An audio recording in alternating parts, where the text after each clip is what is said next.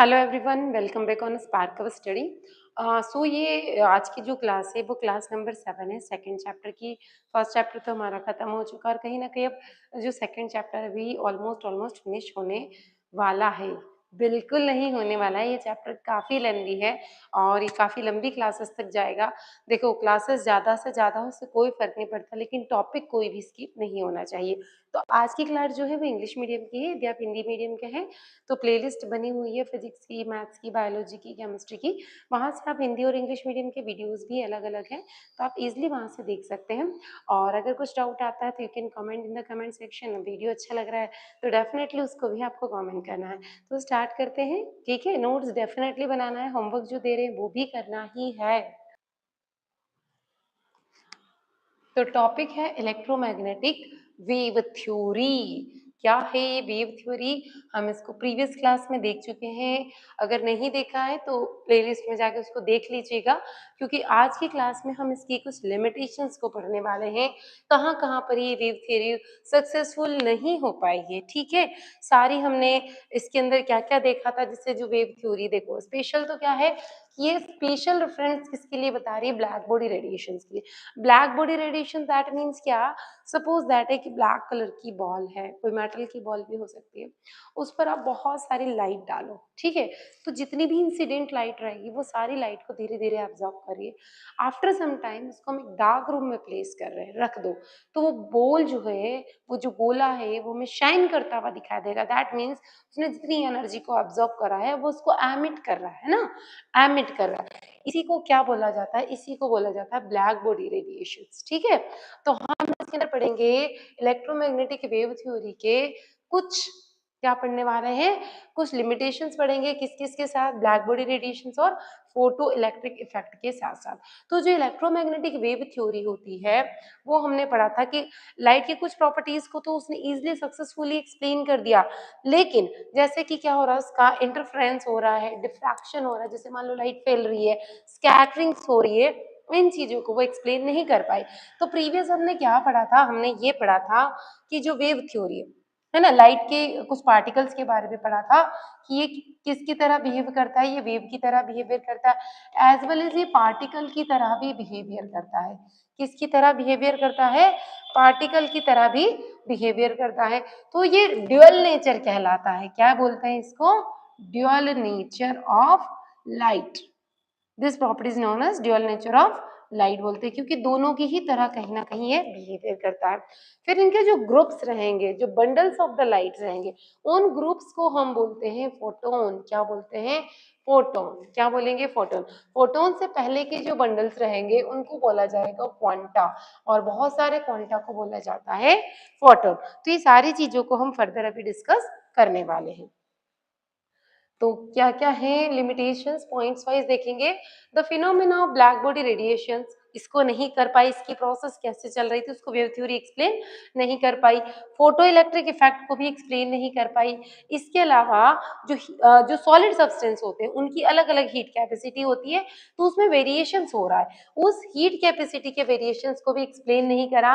और जैसे कि जो सॉलिड है as a function of the temperature, जब जैसे जैसे आप उनको टेम्परेचर प्रोवाइड करोगे, किस टाइप के फंक्शंस हैं, उसमें वेरिएशंस क्यों आ रहे हैं, उसको एक्सप्लेन नहीं कर पाई। इसके अलावा line spectra of the atoms का, जैसे बोर का हम पढ़ते हैं ना, हाइड्रोजन वाला, कौन सा? Hydrogen spectrum. अब हाइड्रोजन स्पेक्ट्रम में क्या बताते हैं, इसके अंदर इनको अलग अलग सीरीज मिली थी।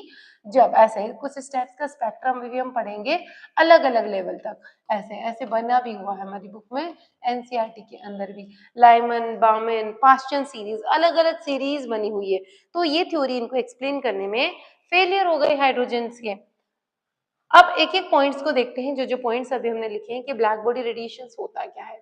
तो ब्लैक बॉडी रेडिएशंस क्या होता है कि जो कोई भी सब्सटेंस हो रहा है उसका मेल्टिंग पॉइंट कैसा? बहुत ज्यादा हो। दैट मीन्स उसको बहुत ज्यादा टेम्परेचर हम प्रोवाइड करेंगे तब जाके वो मेल्ट होगा। जैसे कि आयरन है, आयरन आप नॉर्मल गर्म करोगे मेल्ट नहीं होता, नहीं होता ना, बहुत ज्यादा उसको टेम्परेचर की जरूरत होती है। तो ऐसा ही कुछ एग्जाम्पल हमने लिया है। तो जैसे कि आयरन बार ले लिया, अब जैसे इसको हम हीट कर रहे हैं, हीट करें तो डायरेक्ट मेल्ट नहीं होगा, उसमें हमें कुछ कलर्स दिखाई देंगे, बहुत बहुत हम जब उसको गर्म कर देते हैं तो उसको बोलते हैं ब्लड रेड आयरन, बिल्कुल लाल हो जाता है अंगारे के जैसा। तो पहले इसका कलर कैसा होगा, रेड कलर का होगा, उसके बाद वो येलो कलर का हो जाएगा। देखो और गर्म करते रहोगे उसको येलो दिखाई देने लगेगा, और उसके बाद अगर हम देखें इसको तो फिर ये ग्लो कैसा करेगा, लास्ट में व्हाइट हो जाएगा, और व्हाइट के बाद में कैसा कलर हो जाएगा, ब्लू कलर। मतलब आयरन का कलर देखो, रेड येलो व्हाइट, और आफ्टर दैट ब्लू कलर का हो जाएगा। तो यहाँ से हमें ये समझ में आ रहा है कि अगर कोई भी सब्सटेंसेस को आप गर्म कर रहे हो और वो कुछ ऐसे बिहेवियर कर रहा है तो उसे को हमने क्या बोला, उस सब्सटेंस को हमने बोला ब्लैक बॉडी रेडिएशन। इसका मतलब है कि ये परफेक्ट एब्जॉर्बर है, जितना आपने उसको हीट या एनर्जी प्रोवाइड करी उसने टोटली एब्जॉर्ब कर ली, और एब्जॉर्ब करने के बाद में वापस सारी की सारी रेडिएशंस को उसने क्या कर दिया, एमिट कर दिया। ठीक है, तो जितना परफेक्ट एब्जॉर्बर है उतना ही परफेक्ट रेडियर है। पूरा जितना दोगे सब ले लूंगा, और जब आपको चाहिए तो सब दे भी दूंगा। यही चीज कहलाती है ब्लैक बॉडी रेडिएशन। तो इसको हम कैसे समझ सकते हैं, which can emit and absorb all the frequency, जितनी भी फ्रीक्वेंसीज की लाइट रहेगी सारी फ्रीक्वेंसी को एब्जॉर्ब कर सकता है, और सारी फ्रीक्वेंसी की लाइट को एमिट भी कर सकता है। This is called the black body radiations. Note करते चलेंगे, ये पॉइंट बहुत बार पूछा गया है एग्जाम्स में। आगे बढ़ेंगे, ये इसका डायग्राम है जो अभी हमने समझा है किस टाइप से। देखो यहाँ पर अलग अलग इंटेंसिटी की लाइट्स है ना, जैसे ब्लू लाइट रेड लाइट, सबकी इंटेंसिटी अलग अलग होती है ना। हम पूरा पढ़ते VIBG IOR सीरा रेड से वॉयलेट तक, हाईएस्ट वॉयलेट लिखेंगे फिर रेड, तो सबकी इंटेंसिटी अलग अलग है, सबकी वेवलेंथ भी अलग अलग है। तो हमने यहाँ पर मान लिया कि हमारे पास ये दो लाइट्स सपोज दैट हमने ली है, variations of intensity versus wavelength. तो यहाँ इंटेंसिटी ये वेवलेंथ की इसमें अकॉर्डिंग में लिया है। तो दो लाइट है जहाँ पे T2 वाली जो लाइट है और यहाँ पे इसकी इंटेंसिटी फर्स्ट वाले से बहुत ज्यादा है। तो इसको आप ड्रॉ कर लीजिए, मैं साइड में हट जाती हूँ, या फिर आप स्क्रीनशॉट ले लीजिए। एक एक चीजों को नोट करना बहुत बहुत इंपॉर्टेंट है, छोड़ेंगे नहीं हम कुछ भी।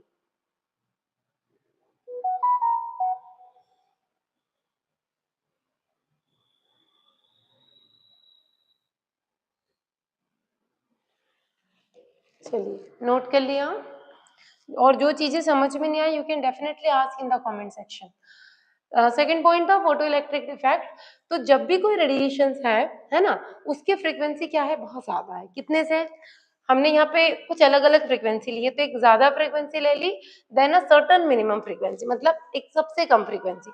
अब ये स्ट्राइक कर रही है किसी भी सरफेस की मेटल पर, तो जो इलेक्ट्रॉन होंगे उससे टकराकर जब इलेक्ट्रॉन निकल रहे हैं वहां से टकराने के बाद में, कहाँ से, उस सरफेस की मेटल से, तो ये जो पूरी फिनोमिना कहलाएगी उसको कहेंगे फोटो इलेक्ट्रिक इफेक्ट। पहले आपने बीम ऑफ लाइट उसके ऊपर डाला, ठीक है, कैसे डाला, बहुत ज्यादा फ्रीक्वेंसी का। हो सकता है जब इलेक्ट्रॉन निकले तो उनकी फ्रीक्वेंसी बहुत कम भी हो जाए, पॉसिबल है, तो उसी को कहा जाएगा। क्योंकि वो प्लेट कैसी थी, मेटल की प्लेट थी, और हमने जो इलेक्ट्रॉन डाले थे वो इलेक्ट्रॉन में एनर्जी थी, फोटोन, एनर्जी के बंडल्स को हमने क्वांटा कहा, बड़े जब क्वांटा के ग्रुप हो गया तो उसको हमने फोटोन कहा। तो फोटोन थे, और फोटोन उस से टकराए मेटल की प्लेट से, और मेटल की प्लेट से टकराए तो इलेक्ट्रॉन के फॉर्म में जब निकले तो जो इफेक्ट था उसको फोटो इलेक्ट्रिक इफेक्ट, और वो जो इलेक्ट्रॉन निकल रहे हैं उनको हमने क्या कहा है, फोटो इलेक्ट्रॉन का है। तो नोट कर लेना, ये सारी चीजें पूछी गई हैं, बहुत बार पूछी गई हैं। इसके बाद में इसको हम डायग्रामेटिकली बहुत अच्छे से समझ लेते हैं तो हमें याद रहेगा बिल्कुल। देखो यहाँ पर क्या दिख रहा है आपको, एक मेटल की प्लेट दिख रही है, यहाँ पे इसको समझते हैं। क्योंकि प्लांक ने दिया था, प्लांक ने क्या दिया था, एच न्यू, है ना, एच उसका प्लांक कांस्टेंट था, और ये थी फ्रीक्वेंसी। इसके बाद ये फोटोन है, फोटोन क्या है, एनर्जी बंडल है, क्या है, एनर्जी बंडल है, ये हो गए energy bundle. Okay, energy bundle. अब ये मैंने जब आपसे कहा कि कोई मेटल की सरफेस ले लो, इसलिए M प्लस रखे, इसके अंदर ये फ्री इलेक्ट्रॉन है। जब जैसे ही ये लाइट इसके ऊपर डाली गई तो लाइट डालने के बाद हो सकता है इसकी फ्रीक्वेंसी बहुत ज्यादा हाई हो, क्या हो, बहुत ज्यादा हाई हो। टकराने के बाद जो बन रहे हैं हो सकता है उनकी फ्रीक्वेंसी बहुत लो, कुछ भी हो सकता है, बराबर भी हो सकती है, ज्यादा भी हो सकती है, दोनों कंडीशन। तो इलेक्ट्रॉन्स क्या कहलाएंगे, फोटो इलेक्ट्रॉन कहलाएंगे, है ना ये। अब और ये जो इफेक्ट है, जिस इफेक्ट की वजह से ये प्रोसेस कंप्लीट हो रही है उसको हमने क्या बोला है, उसको बोला है फोटो इलेक्ट्रिक इफेक्ट। अब इसको यहाँ पे तो डायरेक्ट मेटल की सरफेस से समझा, रियलिटी में किस टाइप से करते हैं प्रीवियस क्लास में मैं बता चुकी हूँ। कैथोड क्या होता है, एनोड क्या होता है ना। तो ये लगा दिया हमने कैथोड, कैथोड पे कैसा चार्ज होता है, नेगेटिव चार्ज होता है ना। कैथोड हमेशा कैसा होता है, नेगेटिव, और अट्रैक्ट किसकी ओर होगा, पॉजिटिव चार्ज की ओर होगा, ठीक है। और ये एनोड पॉजिटिव होता है। अब यहाँ पे ये हमने क्या लगाया, यहाँ पर ये दो मेटल के इलेक्ट्रोड लगे हुए हैं, ये मेटल लगी हुई है, क्या लगी है, मेटल लगी हुई है। अब इसके अंदर ये फ्री इलेक्ट्रॉन है। जब हमने किसी भी सोर्स ऑफ लाइट से, बीम ऑफ लाइट से लाइट इसके ऊपर डाली, light that means energy, energy of photon जिसको हमने कहा, तो जैसे इससे टकराई, क्या हुई, इससे टकराई, ये इवैक्यूएटेड ट्यूब है, मतलब ठीक है। अब इसके अंदर क्या हो रहा है, ये जो इलेक्ट्रॉन है, ये इलेक्ट्रॉन इससे टकराने के बाद में ये फ्री हो गए सारे, तो ये इलेक्ट्रॉन इससे निकल रहे हैं, क्या हो रहे हैं, निकल रहे हैं। तो ये जो निकल रहे हैं इससे इलेक्ट्रॉन, ये तो पूरा सिस्टम हमने बता दिया, बैटरी वगैरह सब लगा के, तो इसी को हमने क्या बोला है, फोटो इलेक्ट्रिक इफेक्ट या फिर फोटो इलेक्ट्रॉन। आप चाहो तो नोट कर लो, क्योंकि डायग्राम की हेल्प से बहुत अच्छे से याद रहेगा, और याद रहना चाहिए, बिल्कुल भी नहीं भूलना है हमें, ठीक है। तो नोट करते जाएंगे, बहुत लंबा टाइम नहीं दूंगी मैं, क्योंकि लाइव क्लास नहीं है ये। चलो, इसके बाद है particle nature of electromagnetic radiations या फिर प्लांक क्वांटम थ्योरी। तो जो प्रोसेस अभी हमने पढ़ी, कौन कौन सी पढ़ी, ब्लैक बॉडी रेडिएशंस पढ़ ली और फोटो इलेक्ट्रिक इफेक्ट पढ़ लिया। तो मैक्स प्लांक नाम के एक साइंटिस्ट आए 1900 में, इन्होंने क्या करा, आगे इसको फॉरवर्ड करने के लिए, क्योंकि प्रीवियस साइंटिस्ट तो अपना काम कर रहे थे, अब जैसे हम भी पढ़ते तो आगे आगे पढ़ते ना, सेम वैसे ही, तो उन्होंने क्या करा, एक थ्योरी दी आगे, इसके बाद में एक और थ्योरी दी। तो उन्हें क्या था, अपना नाम बड़ा ही पसंद था, तो चाह रहे थे कि मैं मर जाऊं फिर भी मेरे नाम से थ्योरी चलती रहे, लोग मुझे याद करें। सो उन्होंने जो थ्योरी प्रपोज की, उन्होंने अपने नाम पर इसको बेस्ट कर दिया। तो उस थ्योरी को बोला जाता है, क्योंकि इन्होंने नाम दिया था जो एनर्जी बंडल से, उनको क्वांटा नाम दिया था, क्वांटम नाम दिया था, तो आगे अपना नाम चिपका दिया। क्या बोला इन्होंने, नाम चिपकाने के बाद प्लांक्स क्वांटम थ्योरी, याद रखना है।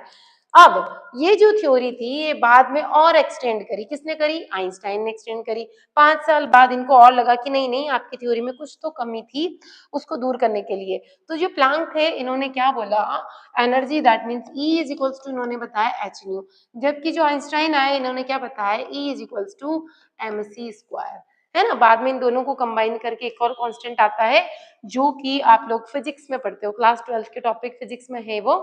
तो उसके टॉपिक जब भी हम इसमें, मतलब आप फिजिक्स वाली क्लास में पढ़ेंगे, तो डेफिनेटली वो टॉपिक्स आपको पढ़ा दिए जाएंगे। तो आगे हम इस थ्योरी के मेन पॉइंट्स को पढ़ लेंगे कि क्या क्या है। मेन पॉइंट्स देखो, कि जो रेडिएशंस हो रहा है, जो रेडिएंट है एनर्जी के, वो एमिट भी हो रहे हैं, वो एब्जॉर्ब भी हो रहे हैं, अभी हमने देखा, लेकिन वो कॉन्टिन्यूसली नहीं है, बीच बीच में ब्रेक हो सकते हैं, लेकिन डिसकॉन्टिन्यूसली हो रहे हैं, है ना। थोड़े से छोटे छोटे पैकेट से बीच बीच में, मतलब ऐसा नहीं हो रहा है कि जो लाइट है वो कॉन्टिन्यूसली ऐसे फ्लो हो रही है। क्या हो रहा है कि ऐसे फ्लो हो रही है फिर रुक रही है, तो ऐसे बंडल्स कुछ बनते जा रहे हैं। क्या बनते जा रहे हैं, बंडल्स बनते जा रहे हैं, या पैकेट्स बनते जा रहे हैं एनर्जी को, उन्हीं को बोला जाता है क्वांटम बोला जाता है। क्या बोला जाता है, क्वांटम बोला जाता है। और जब ये बहुत सारे क्वांटा हो जाते हैं या क्वांटम हो जाते हैं, तो इसी को क्या बोलते हैं, इसको बोलते हैं फोटोन। ये क्वेश्चन, ये वाला बहुत बार, ये वाला अंडरलाइन कर लेना, इसलिए इसको थोड़ा सा हाईलाइट करके लिखा है, बहुत बार पूछा गया है।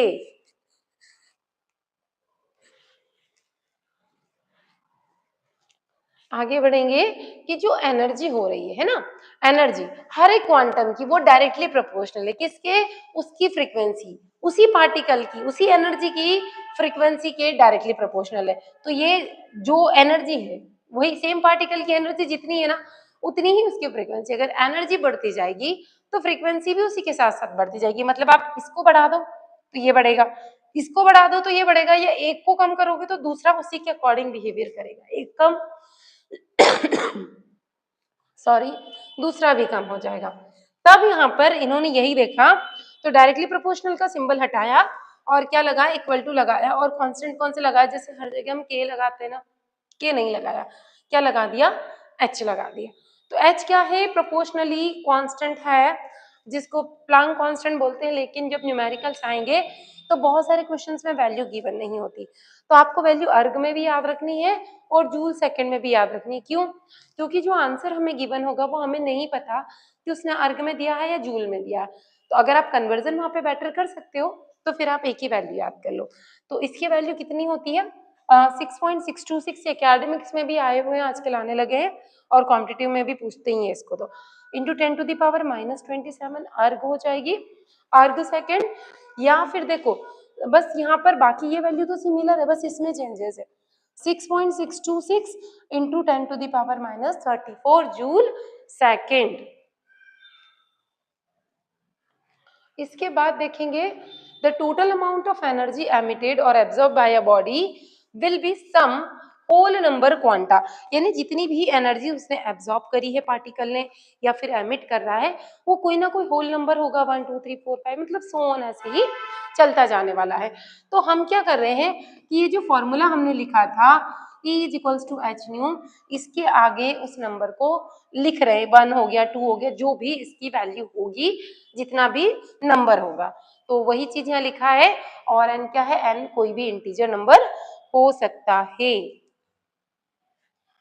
आगे है कि जो ब्लैक बॉडी रेडिएशन थी या फोटो इलेक्ट्रिक इफेक्ट था उसको किस टाइप से एक्सप्लेन किया गया, अभी हमने डेफिनेशन अच्छी से समझ ली है, फर्दर कैसे एक्सप्लेन किया गया। तो एक्सप्लेनेशन देखते हैं ब्लैक बॉडी रेडिएशंस का। तो मान लो कोई भी सॉलिड सब्सटेंस है उसको हम क्या कर रहे हैं, गर्म कर रहे हैं, जिसका भी मैंने बता भी दिया था।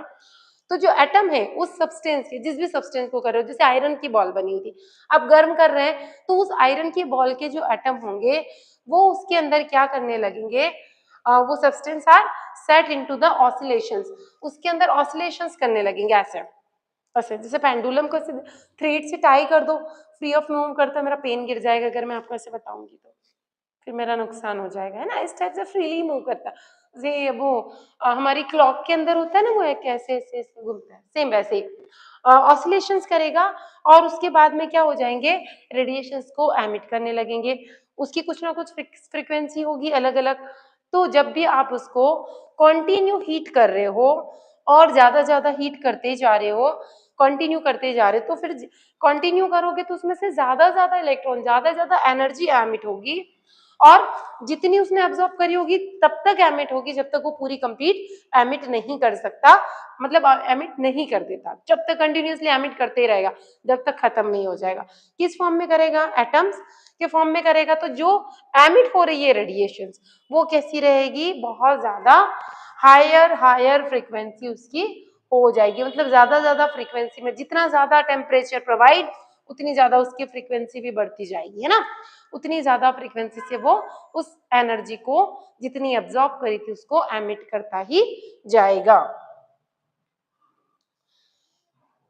तो जो रेड लाइट होती है, अभी हम देखते हैं, अभी हमने पूरा रेनबो का सीक्वेंस पढ़ा है, क्या पढ़ा है, VIBG YOR, ये सीक्वेंस पढ़ा है ना, violet, indigo, blue, green, yellow, orange और रेड। तो अब ये देखो कि जो रेड कलर होता है, रेड कलर कहाँ है, ये रहा।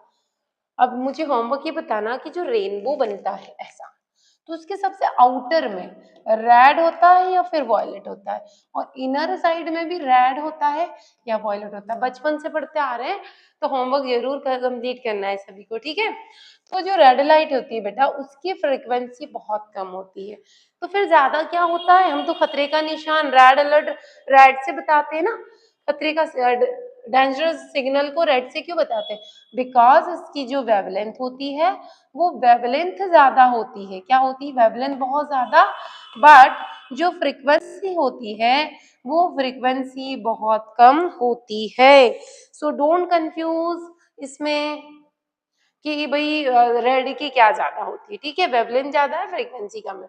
वियर्स अगर हम बात करें यहाँ पर, हम जो कौन सा कलर ले रहे हैं यहाँ पर, ये वॉयलेट कलर, तो उल्टा कर दो, वॉयलेट कलर के अंदर क्या हो जाएगा, वॉयलेट का जो वेवलेंथ होता है, क्या होता है वेवलेंथ में, हुई वेवलेंथ कैसा होगा इसका, बहुत कम हो जाएगा, जबकि इसकी जो फ्रीक्वेंसी है वो बहुत ज्यादा हो जाएगी। तो एक चीज याद रखना, नहीं तो सब कंफ्यूज हो जाएगा, रेड का याद कर लो और इतना क्या रहेगा, वॉयलेट इसका उल्टा पुल्टा कर दो, उल्टा नहीं उल्टा, सिर्फ उल्टा, ठीक है। अब क्या कर रहे हैं हम, रेड की बहुत फ्रीक्वेंसी है, अब बोलोगे मैम यहाँ तो येलो लिखा है, थोड़ा रुको सब्र करो, क्या लिखा है कि रेड की फ्रीक्वेंसी बहुत कम है, येलो की उससे ज्यादा है, लेकिन सबसे ज्यादा तो वही इसकी है ना, किसकी, वॉयलेट कलर की। इसलिए जिस बॉडी को हमने गर्म किया है वो पहले रेड कलर की दिखाई देती, याद करो भी बताया था ना, ब्लैक बॉडी रेडिएशन रेड दिखाई देगी, फिर रेड के बाद में कैसी हो जाएगी, येलो हो जाएगी, फिर कैसा हो गया था, लोहा व्हाइट हो जाएगा, फिर कैसा हुआ था, ब्लू हो जाएगा, कैसा हो गया था, ब्लू हो जाएगा। तो ब्लू कलर आ जाएगा। अगर ऑप्शन में आपके वॉलेट नहीं दिया है तो फिर हम क्या लिखेंगे, ब्लू कलर। ठीक है, अब explanation of the photo electric effect.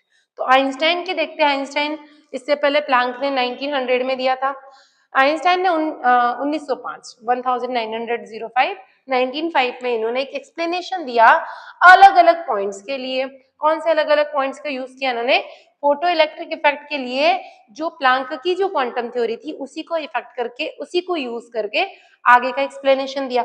उस आगे के एक्सप्लेनेशन को हम अच्छे से देख लेते हैं। क्या दिया था इन्होंने, इन्होंने ये बताया कि जब भी कोई लाइट है, लाइट के जो कुछ पार्टिकल्स होते हैं, उनकी जो भी फ्रीक्वेंसी, जितनी भी फ्रीक्वेंसी, उससे वो कहीं ना कहीं मेटल की सरफेस पे फॉल कर रहे हैं, इंसिडेंट कर रहे हैं ना।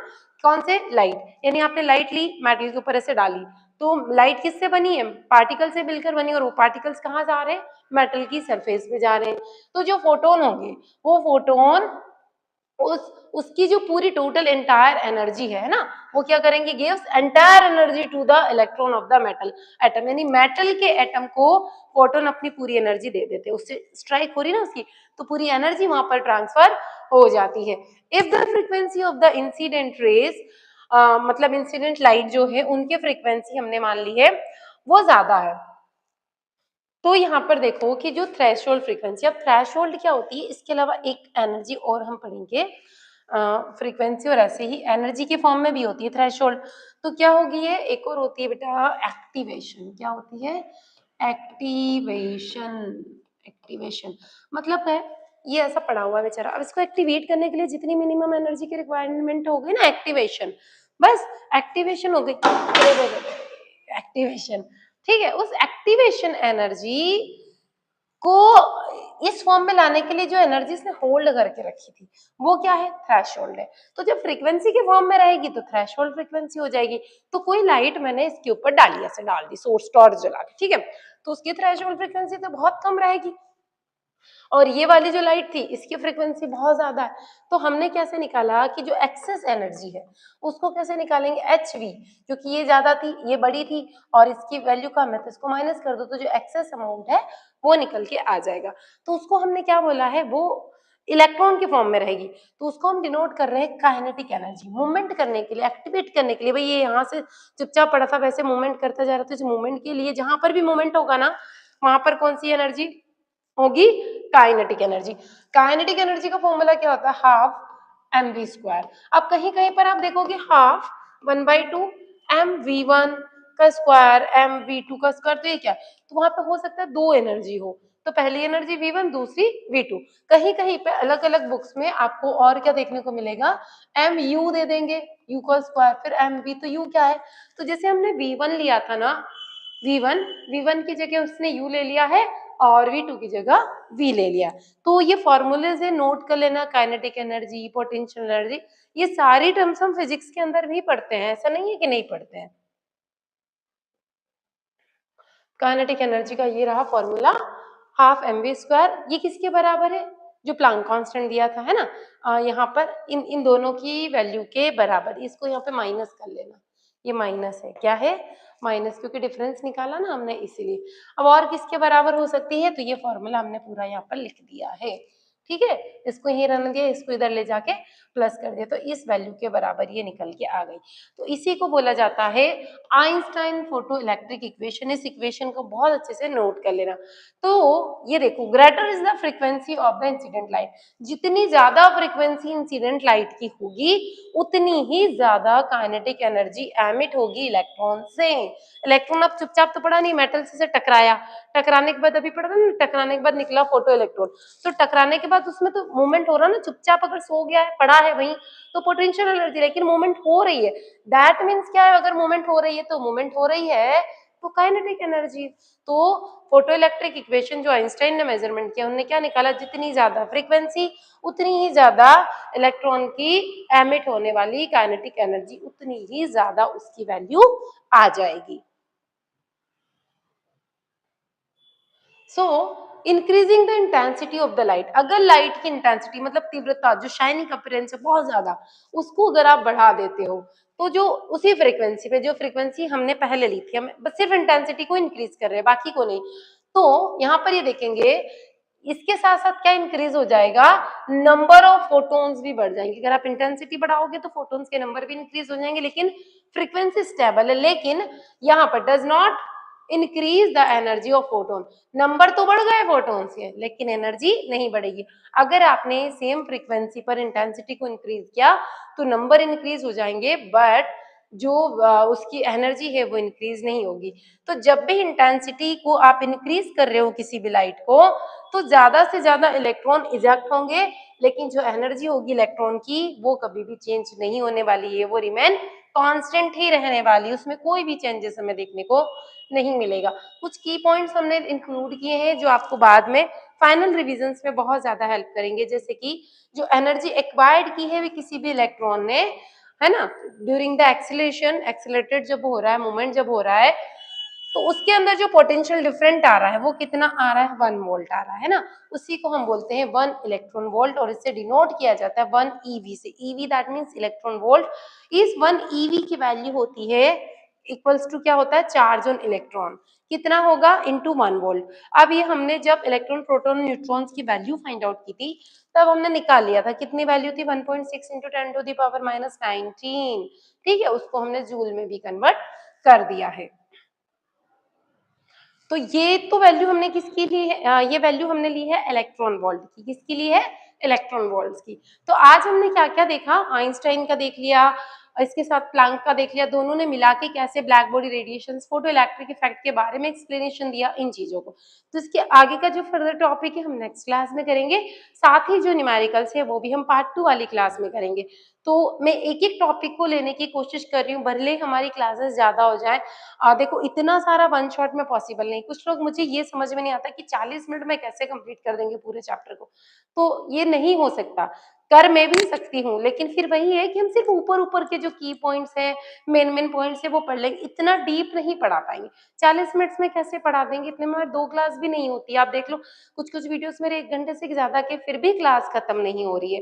तो वन शॉट के चक्कर में सिर्फ वही पढ़े कि भाई बहुत अच्छे से हमने पहले से पढ़ रखा है तो लास्ट में फाइनल रिवीजन। तो अभी हम कोशिश कर रहे हैं कि वन शॉट ले, लेकिन मेरे से 1 घंटे में एक चैप्टर, सिर्फ शॉर्ट चैप्टर ही कंप्लीट हो सकते हैं, इतना डीपली कैसे पढ़ाएंगे। अगर आपको एक एक चीज सीखनी है तो फिर इतने शॉर्टकट पे मत जाइए।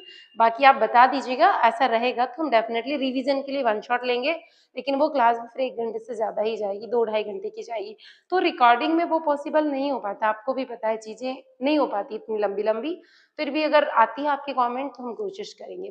तो नोट्स बनाइए, डाउट रहे पूछिए, जो भी चीजें अच्छी लग रही है उसके लिए भी कमेंट कीजिए, हमें भी थोड़ा इंकरेज होगा और अच्छा लगता है। ठीक है, सो मिलेंगे अगली क्लास में। Thank you for watching.